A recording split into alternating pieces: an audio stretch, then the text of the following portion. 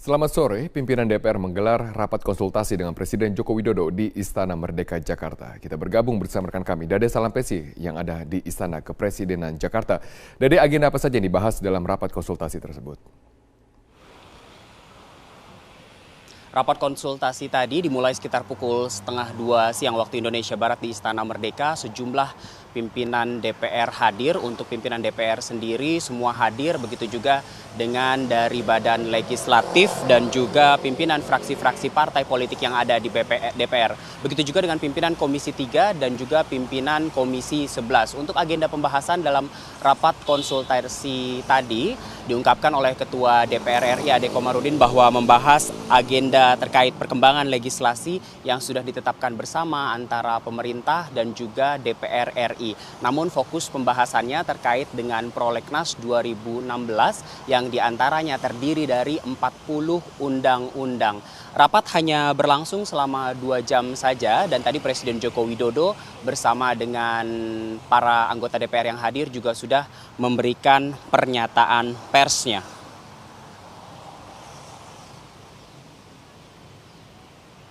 Robert. Menghargai proses dinamika politik yang ada di DPR, khususnya dalam rencana revisi Undang-Undang KPK. Dan tadi setelah berbicara banyak mengenai rencana revisi Undang-Undang KPK tersebut, kita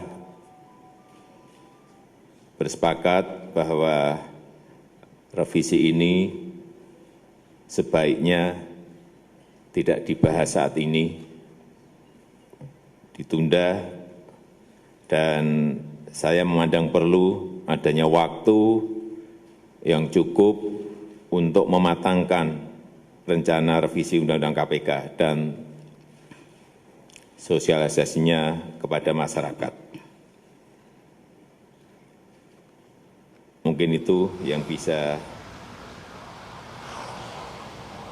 Presiden Joko Widodo dalam konferensi pers usai rapat konsultasi tadi memang tidak banyak memberikan keterangan, namun Presiden memastikan bahwa pembahasan undang-undang atau revisi Undang-Undang Nomor 30 Tahun 2002 tentang Komisi Pemberantasan Korupsi dipastikan ditunda. Namun tidak ada pernyataan lebih lanjut sampai kapan ditundanya. Namun Ketua DPR Ade Komarudin juga memastikan bahwa walaupun pembahasan RUU KPK ini ditunda, namun tidak dihapus dari Prolegnas 2016.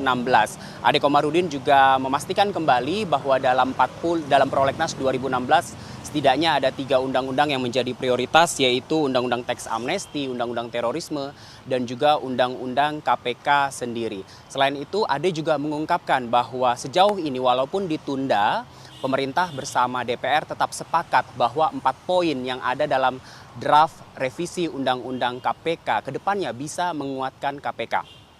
Sebelum memutuskan menunda pembahasan revisi Undang-Undang KPK, sepanjang hari ini sejumlah pertemuan dilaksanakan di Istana Negara. Secara terpisah, Presiden membahas revisi Undang-Undang KPK bersama dengan pimpinan KPK dan juga pimpinan DPR.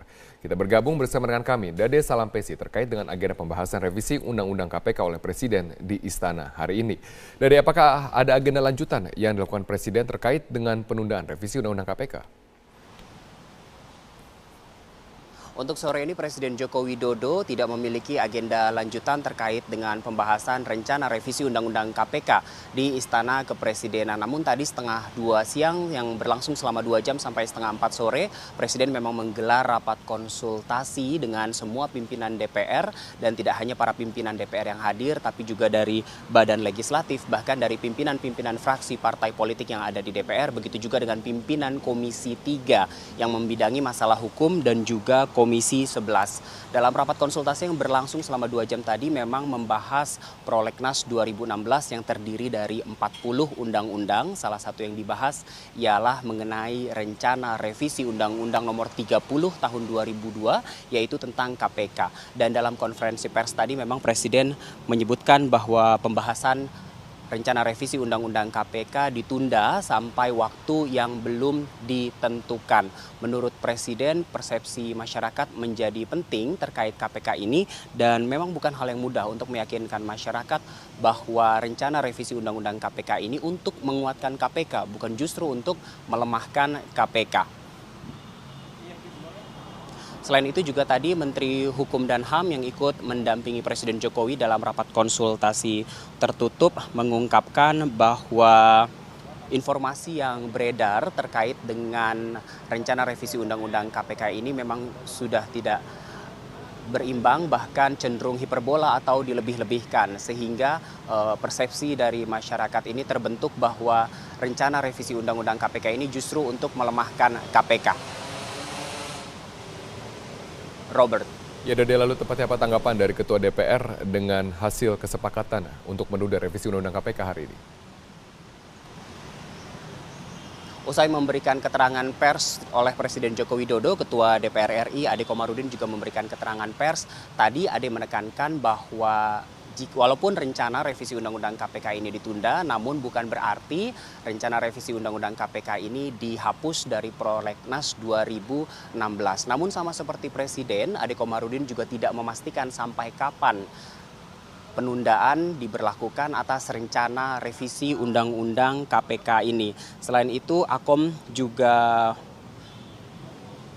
memastikan sulitnya publik memahami tujuan dari rencana revisi Undang-Undang KPK ini menjadi salah satu alasan pemerintah dan DPR sepakat untuk menunda revisi Undang-Undang KPK ini. Dan tadi juga ditegaskan kembali oleh Ade Komarudin atau Akom bahwa Undang-Undang Teks Amnesti, Undang-Undang Terorisme dan juga Undang-Undang KPK sendiri memang menjadi prioritas dalam Prolegnas 2016 untuk kali ini. Namun tadi Ade juga menegaskan bahwa 4 poin yang harus disempurnakan dalam revisi Undang-Undang KPK merupakan ataupun dipastikan oleh DPR dan juga pemerintah betul-betul untuk menguatkan KPK.